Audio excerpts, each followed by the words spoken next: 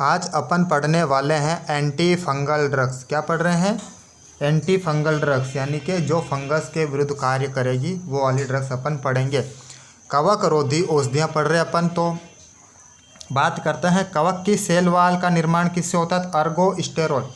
जो कवक की सेल वाल होती है ना, वो अर्गोस्टेरोल से मिलकर बनी हुई होती है। किससे निर्मित होती है कवक की सेल वाल? अर्गोस्टेरोल। ठीक है ना। अब कवक का संक्रमण पशुओं में दो प्रकार से फैलता है, या तो टॉपिकल या सिस्टेमेटिक। ठीक है ना, टॉपिकल या सिस्टेमेटिक। तो टॉपिकल को अपन स्थानीय संक्रमण भी बोल सकते हैं और सिस्टेमिक को नियमित संक्रमण भी बोल सकते हैं। अब समझते हैं टॉपिकल इन्फेक्शन क्या होता है, सिस्टेमिक इन्फेक्शन क्या होता है। ठीक है, पहले पढ़ेंगे टॉपिकल इन्फेक्शन।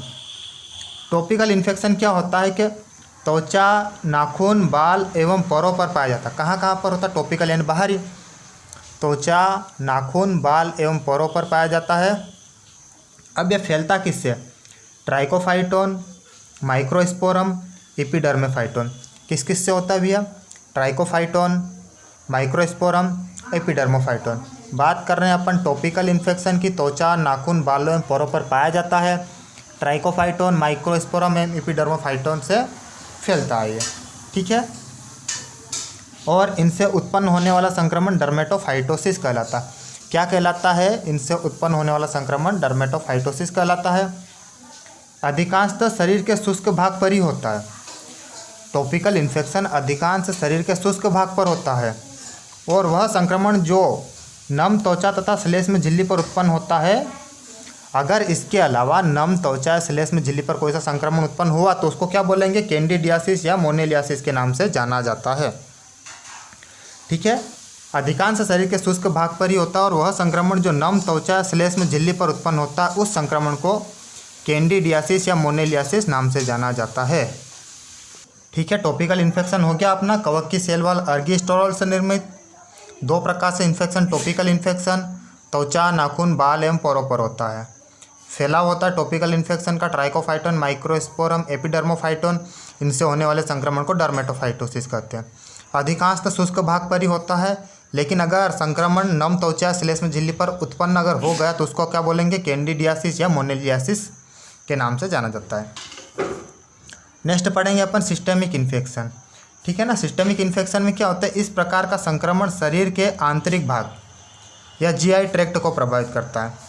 सिस्टेमिक क्या, या तो शरीर के आंतरिक भाग को प्रभावित करेगा, टॉपिकल बाहरी भाग को, मुख्य रूप से त्वचा, नाखून, बालों और परों को, जबकि सिस्टेमिक आंतरिक भाग या जीआई ट्रैक्ट को प्रभावित करता है। इस प्रकार के संक्रमण सिस्टेमिक फंगस जैसे हिस्टोप्लाज्मोसिस, एस्परजिलोसिस, अफ्लाटॉक्सिकोसिस, कोक्सीडियोमाइकोसिस कवक द्वारा उत्पन्न किया जाता है। किस किस द्वारा होता है भैया सिस्टेमिक इन्फेक्शन? हिस्टोप्लाज्मोसिस, एस्परजिलोसिस, अफ्लाटॉक्सिकोसिस, कोक्सीडियोमाइकोसिस आदि कवक के द्वारा सिस्टेमिक इन्फेक्शन उत्पन्न किया जाता है। ठीक है ना। अब बात करते हैं एंटी फंगल एजेंट की। ठीक है ना, बात करते हैं सिस्टेमिक एंटी फंगल एजेंट या सिस्टेमिक एंटी फंगल पर कौन कौन सी ड्रग काम करती है। सिस्टेमिक एंटी फंगल ड्रग बोल सकते हैं इसको। तो जो सिस्टेमिक एंटी फंगल आता है ना, इस समूह में प्रमुख रूप से एम्फोटेरेसिन बी और निस्टेटिन औषधि आती है। सिस्टेमिक एंटी फंगल में मुख्य रूप से क्या क्या आता है भैया? एम्फोटेरेसिन बी आती है और निस्टेटिन औषधि आती है। किसमें? सिस्टेमिक एंटी फंगल में एम्फोटेरेसिन बी और निस्टेटिन प्रमुख रूप से आती है। बात करते हैं एम्फोटेरेसिन बी क्या होती है। यह औषधि एक फंजीसाइडल है। ठीक है ना, दो प्रकार की होती है, फंजीस्टेटिक और फंजीसाइडल। एम्फोटेरेसिन क्या है? फंजीसाइडल है। फंजीसाइडल और स्टेटिक दो प्रकार की दवाई तो होती है। जो साइडल होती है ना, वो तो पूर्णतः नष्ट। साइडल क्या होती है? जो पूर्णतः नष्ट कर देती है, और स्टेटिक वृद्धि को रोकती है। ठीक है ना, उनकी ग्रोथ नहीं करने देती, उसको स्टेटिक बोलते हैं। और जो पूर्णतः नष्ट कर देती है उनको बोलते हैं साइडल। तो ये एम्फोटेरेसिन बी कैसी है? फंजीसाइडल है, जिसकी प्राप्ति स्ट्रेप्टोमाइसिस नोड्यूसस या वेनेजुएला से की जाती है। किससे की जाती है भैया? स्ट्रेप्टोमाइसिस नोड्यूसस या वेनेजुएला से एम्फोटेरेसिन बी की प्राप्ति की जाती है। मैकेनिज्म ऑफ एक्शन क्या है इसका? बात करते हैं मैकेनिज्म ऑफ एक्शन की। तो एम्फोटेरेसिन बी होती है ना, ये अपना प्रभाव कैसे करती है? अर्गोस्टेरोल के प्रभाव को रोककर। ठीक है ना। अर्गोस्टेरोल क्या होता है? अपन ने पहले ही पढ़ा था कि कवक की सेल वाल निर्मित होती है अर्गोस्टेरोल से। तो जो एम्फोटेरेसिन बी है ना, ये अर्गोस्टेरॉल के प्रभाव को रोक कर अपना असर दिखाती है, ठीक है ना। एम्फोटेरिसिन बी फंजीसाइडल औषधि है, प्राप्ति किससे होती है, स्ट्रेप्टोमाइसिस नोड्यूसिस या वेनेजुएला से। अर्गोस्टेरॉल के प्रभाव को रोककर यह करती है और टॉक्सिसिटी उत्पन्न होती है, इसके कारण नेफ्रोटॉक्सिसिटी उत्पन्न होती है। कैसी टॉक्सिक होती है, नेफ्रोटॉक्सिक होती है एम्फोटेरिसिन बी। आगे बढ़ते हैं अपन निस्टेटिन। अब निस्टेटिन क्या होती है, इसकी प्राप्ति स्ट्रेप्टोमाइसिस नोरोसाइस होती है। किससे प्राप्त होती है भैया निस्टेटिन, स्ट्रेप्टोमाइसिस नोरोसाइस से। कीटाकेनाजोल, ठीक है ना, कीटाकेनाजोल यह प्रथम ओरल प्रदान की जाने वाली ब्रॉड स्पेक्ट्रम एंटीफंगल औषधि है। कीटाकेनाजोल क्या है, तो प्रथम ओरल प्रदान की जाने वाली ब्रॉड स्पेक्ट्रम एंटीफंगल औषधि है। इसका उपयोग टॉपिकल और सिस्टेमिक दोनों ही रूप में किया जा सकता है, ठीक है ना। टॉपिकल इन्फेक्शन या सिस्टेमिक इन्फेक्शन दोनों ही इन्फेक्शन में कीटाकेनाजोल का यूज़ किया जाता है। टॉक्सिसिटी टेरेटोजेनिक होती है, भ्रूण में विकार उत्पन्न करती है, ठीक है ना। सिस्टेमिक हो गई अपने पास, सिस्टेमिक में अपन ने एम्फोटेरिसिन बी देखी, निस्टेटिन देखी और कीटाकेनाजोल देखी। अब देखते हैं टॉपिकल एंटीफंगल, ठीक है ना। टॉपिकल एंटीफंगल में पहले आती ग्रेशियोफुल्विन। ग्रेशियोफुल्विन क्या होती है, तो पेनिसिलियम ग्रेशियोफुल्विम कवक से प्राप्त की जाती है। किससे, पेनिसिलियम ग्रेशियोफुल्विम कवक से प्राप्त की जाती है। कौन सी, ग्रेशियोफुल्विन, पेनिसिलियम ग्रेशियोफुल्विम कवक से प्राप्त की जाती है। मैकेनिज्म ऑफ एक्शन क्या है इसका, यह औषधि कवक में उपस्थित माइक्रोट्यूब्यूल्स में माइक्रोट्यूबुलर प्रोटीन के निर्माण में बाधा उत्पन्न करती है। कैसे असर करेगी ये, जो माइक्रोट्यूबुलर प्रोटीन है ना, उसके निर्माण में बाधा उत्पन्न करके अपना असर दिखाती है, ग्रेशियोफुल्विन। कैंडिडिसिन, अब अगली आती है कैंडिडिसिन। यह औषधि फंजीस्टेटिक और फंजीसाइडल दोनों ही रूप में कार्य करती है, ठीक है ना। कम मात्रा में देंगे तो स्टेटिक का और ज़्यादा मात्रा में देंगे तो साइडल का काम करेगी, तो दोनों ही काम करती है, फंजीस्टेटिक फंजीसाइडल का। इसका उपयोग मोनेलियासिस संक्रमण को रोकने के लिए किया जाता है। किसके लिए, मेनली मोनेलियासिस के संक्रमण को रोकने के लिए किया जाता है, ठीक है।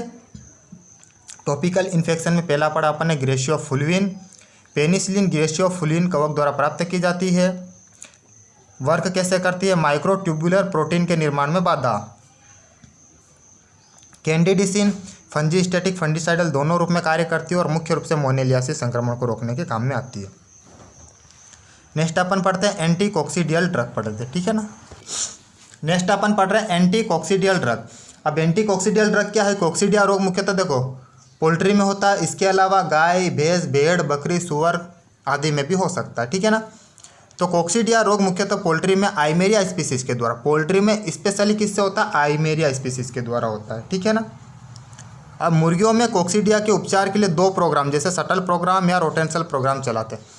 दो प्रकार से अपन मुर्गियों में कॉक्सीडियोसिस को रोक सकते हैं, शटल प्रोग्राम के द्वारा या रोटेशनल प्रोग्राम के द्वारा। पहले देखते हैं शटल प्रोग्राम क्या होता है। अब इसके अंतर्गत दो या दो से अधिक एंटी कॉक्सीडियल ड्रग का यूज़ स्टार्टर ग्रोवर और फिनिशर के लिए किया जाता है। शटल प्रोग्राम में क्या करते हैं, दो या दो से अधिक एंटी कॉक्सीडियल ड्रग का यूज़ करते हैं स्टार्टर ग्रोवर और फिनिशर के लिए, ठीक है ना। आगे बढ़ते हैं। अब दो या दो से अधिक एंटी कॉक्सीडियल का प्रयोग कर रहे थे अपन। अब शटल प्रोग्राम का मुख्य सिद्धांत यह है कि स्टार्टर पक्षी को सर्वोत्तम एंटीबायोटिक ड्रग, जो स्टार्टर है ना उसको सर्वोत्तम एंटी कॉक्सीडियल ड्रग देंगे, तथा ग्रोवर और फिनिशर के लिए अलग अलग एंटी कॉक्सीडियल ड्रग का यूज़ किया जाता है। क्या बोला था शटल प्रोग्राम में, इसके अंतर्गत दो या दो से अधिक एंटी कॉक्सीडियल ड्रग का यूज़ किया जाता है। उसमें स्टार्टर के लिए तो सर्वोत्तम एंटी कॉक्सीडियल ड्रग, जबकि ग्रोवर और फिनिशर के लिए अलग एंटी कॉक्सीडियल ड्रग का यूज़ किया जाता है शटल प्रोग्राम के अंतर्गत। Rotation program. अब रोटेशन प्रोग्राम क्या है, इस कार्यक्रम में यूज में ली जाने वाली ड्रग में परिवर्तन किया जाता है, यानी कि औषधि परिवर्तन कर रहे हैं। यह परिवर्तन 4 मंथ की पक्षियों की विभिन्न वृद्धि अवस्था, ठीक है ना। जब 4 मंथ का पक्षी हो जाता है तो उसकी विभिन्न वृद्धि के हिसाब से परिवर्तन करेंगे, या मौसम के अनुसार सर्दी गर्मी के अनुसार परिवर्तन करेंगे। रोटेशनल प्रोग्राम में क्या है कि ड्रग में परिवर्तन करेंगे, जो अपन उपयोग में ली जाते हैं वो ड्रग में परिवर्तन करेंगे। 4 मंथ की वृद्धि अवस्था के अनुसार परिवर्तन करेंगे, या फिर सर्दी गर्मी या मौसम के अनुसार परिवर्तन करेंगे रोटेशनल प्रोग्राम के अंतर्गत, ठीक है ना। शटल प्रोग्राम में अपन क्या कर रहे थे, दो या दो से अधिक एंटी कॉक्सीडियल ड्रग का यूज़ स्टार्टर ग्रोवर और फिनिशर के लिए अलग अलग कर रहे थे, ठीक है ना। अब महत्वपूर्ण बात आती है, बॉयलर पक्षी में एंटी कॉक्सीडियल ड्रग का विड्रोवल पीरियड 3 से 7 दिन का होता है।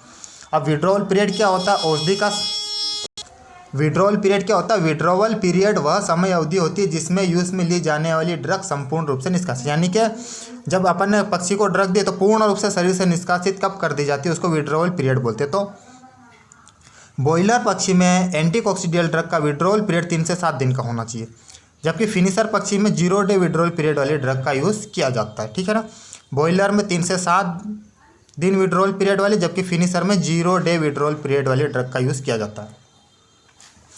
अब एंटीकॉक्सिडियल ड्रग में प्रमुख रूप से मोनेंसिन, एम्प्रोलियम, फ्यूराजोलिडोन, नाइट्रोफ्यूरन ड्रग का यूज़ किया जाता है। मुख्य रूप से कौन सी ड्रग आती है एंटीकॉक्सिडियल में? मोनेंसिन आती है, एम्प्रोलियम आती है, फ्यूराजोलिडोन आती है, नाइट्रोफ्यूरन आती है। ठीक है ना, इसके अलावा सल्फा ड्रग भी यूज़ करते हैं अपन। तो मुख्य रूप से मोनेंसिन, एम्प्रोलियम, फ्यूराजोलिडोन, नाइट्रोफ्यूरन ड्रग का यूज़ किया जाता है। अब देखते हैं मोनेंसिन क्या होती है। मोनेंसिन का अपन यूज़ करते हैं ना, तो यह कॉक्सीडिया ड्रग है जो प्रोटोजोआ के प्रथम 2 दिवसीय जीवन चक्र को नष्ट करने में, यानी कि प्रोटोजोआ की लाइफ साइकिल के जो प्रथम 2 दिन का लाइफ साइकिल है ना, उसको नष्ट करने में सहायक होती है। कौन सी? मोनेंसिन ड्रग। क्या बोला? यह कॉक्सीडिया ड्रग है जो प्रोटोजोआ की प्रथम 2 दिवसीय जीवन चक्र को नष्ट करने में सहायक होती है। प्रथम 2 दिवसीय जीवन चक्र को नष्ट करने में सहायक मोनेंसिन। अगला आता है एम्प्रोलियम। ये एम्प्रोलियम थाइमिन के विरुद्ध कार्य करता है। थाइमिन विटामिन B1, ठीक है ना, विटामिन B1 थाइमिन के विरुद्ध कार्य करती है एम्प्रोलियम। इसके अलावा अपन एक चीज़ और देखते हैं, आइमेरिया जूर्नी व आइमेरिया बोविस मुख्य रूप से बोवाइन कोक्सीडियोसिस करते हैं। बोवाइन कोक्सीडियोसिस मुख्य रूप से कौन करता है? आइमेरिया जूर्नी व आइमेरिया बोविस मुख्य रूप से बोवाइन कोक्सीडियोसिस करते हैं। ठीक है, बाकी पढ़ेंगे नेक्स्ट लेक्चर में।